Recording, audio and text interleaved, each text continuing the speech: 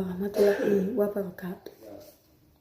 Para rawuh ingkang kinurmatan, ingkang kula hormati para sesepuh, alim ulama, Bapak Ibu sedaya, saha tamu undangan ingkang tansah kinurmatan.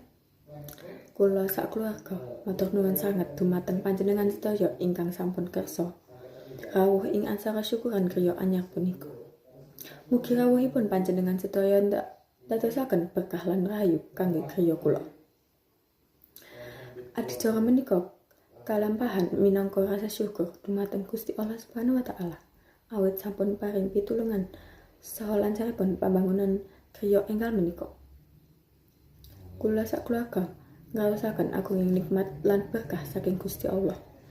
Awit punika kula kepingin sesarengan nyukuri lan tetungok supaya kriya menika dados panggenan ingkang anyem, tentrem lan kebak rahmat.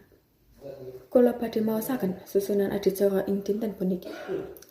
Adicara kaping pisan pambukaan, adicara kaping pindho sambutan tuan rumah, adicara kaping 3 doa syukur, adicara kaping 4 panutup. Monggo kita pika adicara dinten puniki kanthi ngucap basmalah. Bismillahirrahmanirrahim. Adicara ingkang kaping 2 sambutan tuan rumah. Assalamualaikum warahmatullahi wabarakatuh.